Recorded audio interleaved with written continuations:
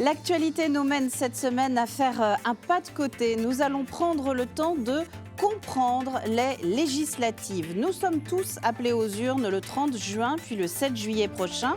Mais pourquoi? À quoi sert un député? Pour qui suis-je susceptible de voter si j'habite à Saint-Urbain, Champ-Saint-Père ou Brousil ou encore à Terval? Comment d'ici là aussi m'informer d'une manière juste et équilibrée? Beaucoup de choses à voir ensemble, vous l'avez compris, au cours du prochain quart d'heure. Toute la rédaction de TV Vendée s'est mobilisée sur la question pour vous proposer aujourd'hui cette émission un peu spéciale. L'hebdo Politico, c'est parti.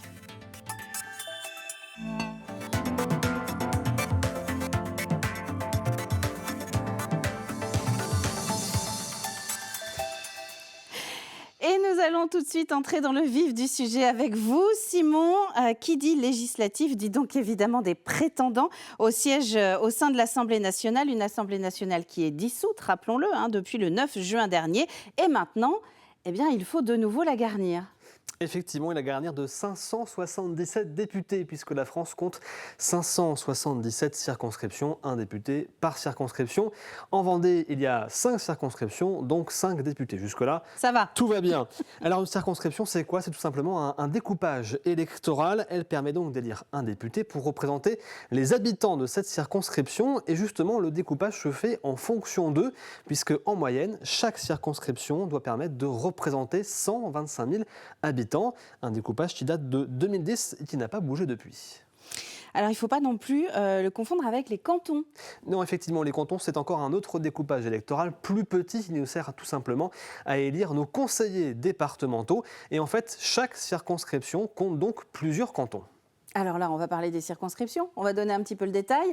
Si je suis dans la première circonscription, où est-ce que j'habite? Dans la première circonscription, vous êtes dans les cantons de Chaland, Les Essarts, Palluau, Le Poiret-sur-Vie, Roche-Chervière et La Roche-sur-Yon Nord. Donc c'est ce qu'on appelle La Roche-Nord. C'est ça, exactement. Le deuxième canton, la deuxième circonscription. Voilà. On y retrouve donc les cantons de Chantonnay, Mareuil-sur-Lay, Dissay, La Motte-à-Char, Moutier-les-Maufais, La Roche-Sud et Talmont-Saint-Hilaire. D'où le nom de circonscription de La Roche-Sud.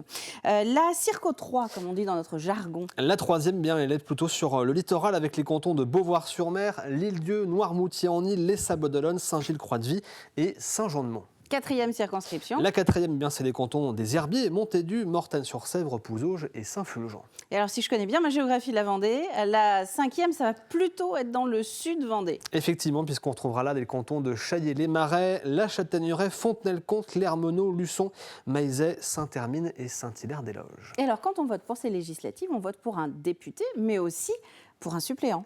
Effectivement, en fait, vous votez pour un binôme. Alors, le choix du suppléant est souvent très politique puisqu'il a un vrai rôle durant la campagne, à la fois de présence sur le terrain, mais aussi d'accompagnement dans le développement des idées, dans les propositions qui peuvent être faites durant cette campagne.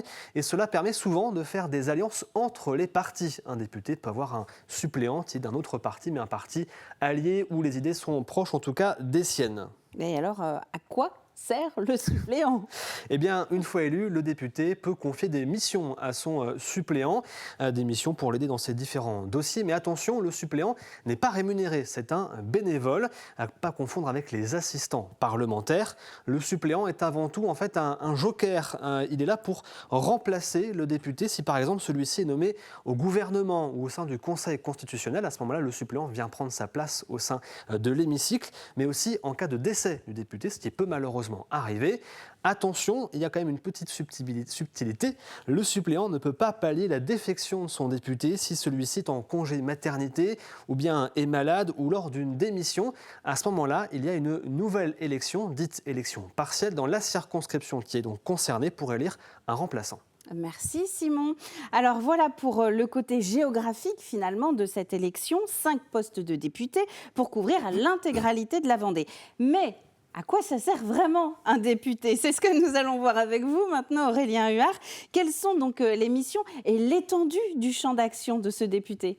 Alors on peut distinguer 3 casquettes. L'un des rôles du député est d'abord de représenter les citoyens de sa circonscription à l'Assemblée nationale. C'est donc la première casquette, la représentation, c'est-à-dire qu'il doit faire remonter les préoccupations des habitants de son territoire. Il doit prendre connaissance de leurs besoins, leurs attentes, leurs revendications.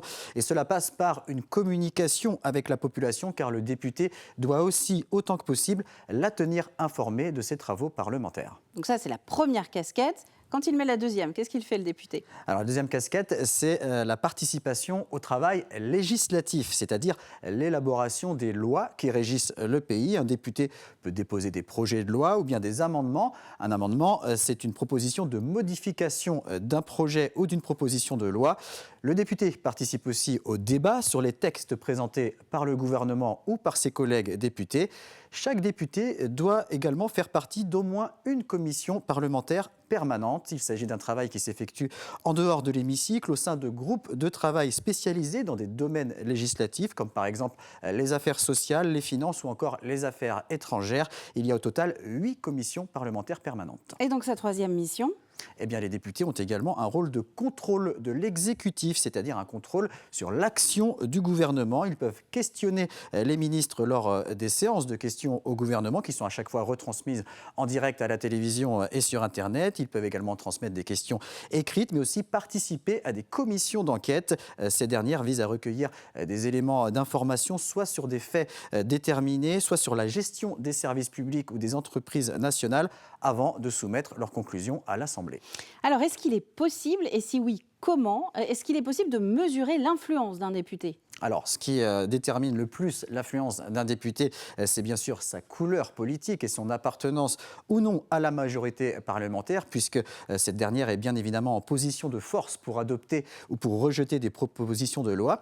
Mais il y a quelques années, une étude avait classé les députés selon leur influence, en prenant en compte leur activité parlementaire, c'est-à-dire le nombre d'amendements qu'ils ont fait adopter ou encore le nombre de rapports qu'ils ont déposés, mais aussi leur présence dans la presse et leur activité sur les réseaux sociaux, car la présence médiatique joue beaucoup dans l'influence que peut exercer un élu. Donc ce que vous nous dites, c'est qu'il n'y a pas d'applaudimètre en fait, pour mesurer cette influence. Comment les députés vendéens, eux, oui, revenons quand même à la Vendée, ont pu se distinguer lors de leur précédent mandat? Alors de manière assez différente, certains ont proposé beaucoup d'amendements. C'est le cas notamment de Véronique Besse, 163 amendements dont 1 adopté, ou de Philippe Latombe, 157 amendements, 26 adoptés. Ces deux députés ont d'ailleurs effectué une vingtaine de propositions de loi, alors que les autres députés, Pierre Henriet, Stéphane Buchot et Béatrice Bellamy, n'en ont proposé aucune. Béatrice Bellamy, qui a par ailleurs présidé la commission d'enquête parlementaire sur les défaillances du fonctionnement du sport français, elle a également été vice-présidente de la commission d'enquête sur les difficultés d'accès aux soins à l'hôpital public. Alors là, je n'évoque qu'une partie de l'activité des députés vendéens, mais elle peut être consultée en totalité par tout le monde et en détail sur le site internet nosdéputés.fr. Nosdéputés.fr. Merci Aurélien Huard. Alors maintenant, on va passer à un moment qui n'est pas forcément très agréable si vous êtes comme moi et que vous n'aimez pas les chiffres. La particularité de ces élections législatives, eh bien, c'est la manière dont sont déterminés les qualifiés au second tour, mais aussi les élus. Et c'est ce que nous allons voir avec vous, Simon. On va commencer par le plus simple, les législatives. Déjà, c'est toujours un scrutin majoritaire à 2 tours. Maintenant, pour le reste des détails, je vous laisse l'explication. Effectivement, il y a quelques petits points à avoir. Je vais d'ailleurs vous demander un petit coup de main. Oui, on a Caroline. des gros moyens, vous allez voir dans cette émission. Blanc, voilà, pour qu'on puisse schématiser. Allez, on retourne à l'école. On va retourner tout simplement à l'école. Alors, on va d'abord commencer par parler du premier tour de ces élections. Imaginons donc que le rond qu'on a ici représente tout simplement le nombre de voix qui ont été émises, le nombre de suffrages émis lors du premier tour des élections. Alors, celui qui est élu député au premier tour, eh bien, c'est tout simplement celui qui va venir chercher 50%, voire plus, de ses voix lors du premier tour. On pourrait se dire 50% en plus, c'est bon, je suis élu, mais non. Il y a une petite subtilité à avoir. Ça ressemble vraiment à n'importe quelle élection. Ça ressemble à n'importe quelle élection. Mais en plus de ça, pour être élu dès le premier tour, il faut aussi récolter un certain nombre des inscrits donc, dans la circonscription. Donc on va imaginer que ce rond représente tout simplement le nombre d'inscrits sur les listes électorales de la circonscription. Et pour être élu dès le premier tour, il faut avoir un quart des inscrits, soit 25%. Si vous avez... Des inscrits, pas des votants. Pas des votants, des inscrits. Et forcément, on sait que parfois l'abstention peut être forte. Il n'y a donc pas forcément le même nombre de votants que le nombre d'inscrits. Si vous remplissez ces deux conditions, vous êtes donc élu député dès le premier tour. Si ce n'est pas le cas, eh bien, il y a un second tour. Et là, c'est encore un petit peu plus compliqué que le premier. Alors, qui est qualifié à ce second tour? Eh bien, déjà, les deux candidats arrivés en tête. Imaginons une circonscription avec 5 candidats. Les deux premiers donc, sont automatiquement qualifiés pour ce second tour. Jusque-là, c'est un petit peu classique comme fonctionnement. Mais les suivants peuvent aussi se qualifier pour ce second tour s'ils obtiennent 12,5% des inscrits. C'est-à-dire que, par exemple, le candidat arrivé en 3e position, s'il a obtenu 12,5% des inscrits, peut lui aussi se qualifier pour ce second tour. Et c'est là qu'on appelle ça une triangulaire. Effectivement, on pourrait donc avoir le soir du second tour, enfin le soir du premier tour, avoir 2, voire 3, voire 4 candidats qui vont se battre pour le second tour. Lors de ce second tour, qui aura donc lieu le 7 juillet prochain, qui est élu ? Eh bien tout simplement, le candidat qui va venir récupérer le plus grand nombre de voix sera donc élu député. Mais il peut, et c'est le cas est rare, il peut y avoir des égalités, et dans ce cas-là, c'est le plus âgé qui devient alors député. Très bien, merci Simon pour cette démonstration. Je vous rends votre matériel. Merci. Puis je vais retourner au milieu de l'émission. Donc ça, c'était vraiment pour l'aspect assez mathématique, on va dire, de ces législatives. Maintenant que vous avez en tête le rôle des députés, leur répartition aussi en Vendée, ou encore donc la manière dont ils sont élus, c'est ce qu'on vient de voir avec Simon. On va rentrer dans le détail de ce scrutin 2024. Et pour cela, nous allons accueillir Mathis Pires. Mathis, bonjour. Bonjour Caroline, bonjour Simon. On connaît depuis dimanche dernier la liste officielle des candidats vendéens pour ces législatives 2024. Et pour leur garantir une visibilité dans les médias, nous avons une sorte de gardien du temple, on va appeler ça comme ça. C'est ce qu'on appelait jusqu'en 2022 le CSA et qu'on appelle aujourd'hui l'Arcom. C'est ça, exactement. Et l'Arcom, justement, impose des règles. Alors l'Arcom, c'est l'autorité chargée de l'audiovisuel, vous l'avez dit. Et ces règles stipulent que chaque candidat est censé avoir un temps de parole équitable. Mais avant d'expliquer en quoi consiste ce temps de parole, on va faire un tour d'horizon, justement, des partis présents dans notre département. Et on remarque, justement, que sur ces 5 circonscriptions, certains partis sont majoritaires. C'est le cas, justement, de Ensemble, celui de la majorité présidentielle, mais aussi de l'Union des gauches avec le Nouveau Front populaire, mais encore la lutte ouvrière. S'ajoute à ça quelques exceptions, le Rassemblement national qui est bien représenté dans l'ensemble des circonscriptions, mais avec 2 étiquettes différentes. Nous avons par exemple l'étiquette d'un côté des Républicains, de l'alliance avec Éric Ciotti, c'est important de le préciser, qui est en alliance avec le Rassemblement national, et d'un autre côté, les candidats plus classiques du Rassemblement national. Pour terminer la liste, on va maintenant parler des partis qui sont plus minoritaires, comme les autres républicains. Les républicains dits de Vendée. Ce sont ceux qui ne se retrouvent pas avec les idées d'Éric Ciotti et l'alliance du Rassemblement national. On a du coup 4 candidats sur 5 circonscriptions, mais aussi du coup Debout la France, représenté par 3 candidats. Et pour terminer, le Front Patriote, représenté par un seul candidat. Et avec toute cette répartition, elle doit donc être équitablement représentée à la télé. Avec ce fameux gendarme dont on parlait au début, donc qui s'appelle l'Arcom. C'est ça, exactement. Et vous le savez très bien que c'est un gros casse-tête pour essayer d'être le plus équitable possible entre tous les candidats. Et ce, pour toutes les rédactions qui se sont fait surprendre par le peu de temps accordé pour pouvoir couvrir cette campagne. Car depuis le 11 juin, date à laquelle toutes les chaînes de radio et de télé doivent décompter le temps de parole des candidats. Nous devons donc accorder un temps équitable en fonction de leur représentativité, c'est-à-dire les résultats des dernières élections, la dynamique du parti pendant la campagne et les sondages. C'est ce qu'on appelle l'équité. Exactement.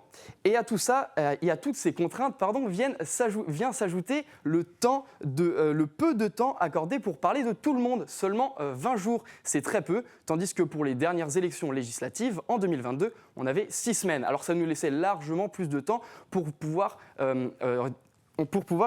rectifier le tir en cas de déséquilibre entre les candidats. Voilà pour la course. Et maintenant, on va partir en coulisses pour nous, les rédactions. Et c'est un relevé à la seconde près de tout ce qui se passe à l'antenne, rediffusion incluse, qui doit ensuite être consignée dans un tableau Excel 2 fois par semaine. C'est énorme, c'est du boulot en plus. Et pour prouver évidemment aux régulateurs de l'audiovisuel notre bonne foi pendant la campagne. Et pour terminer, je termine avec notre objectif justement pendant cette campagne, c'est de donner la possibilité à tous les candidats de s'exprimer. Et si certains donc sont moins visibles que d'autres, voire pas du tout visibles, c'est qu'ils n'auront pas donné suite à notre appel, tout simplement. Merci Mathis Pires pour ces informations. Voilà dans les grandes lignes dans ce que nous pouvions dire pour vous expliquer ces législatives 2024 qui sont un peu surprises, il faut le reconnaître. L'occasion pour TV Vendée aussi, vous l'avez compris, de tester une sorte de nouvelle formule, de nouvelle émission, de prendre le temps de creuser un sujet qu'on aborde un peu plus rapidement dans les journaux. N'hésitez pas à nous dire dans les commentaires, sur les réseaux sociaux TV Vendée, si vous aimez bien ce nouveau format. Et puis concernant le scrutin, nous allons continuer notre rôle de vulgarisateur dans les journaux TV Vendée et nous vous donnons évidemment rendez-vous en direct à 19h45 les 30 juin et 7 juillet pour vivre ensemble cette soirée de résultats des 2 tours des élections législatives 2024. D'ici là, très bonne soirée à tous sur TV Vendée, très bonne journée, très bonne fin de semaine et à bientôt.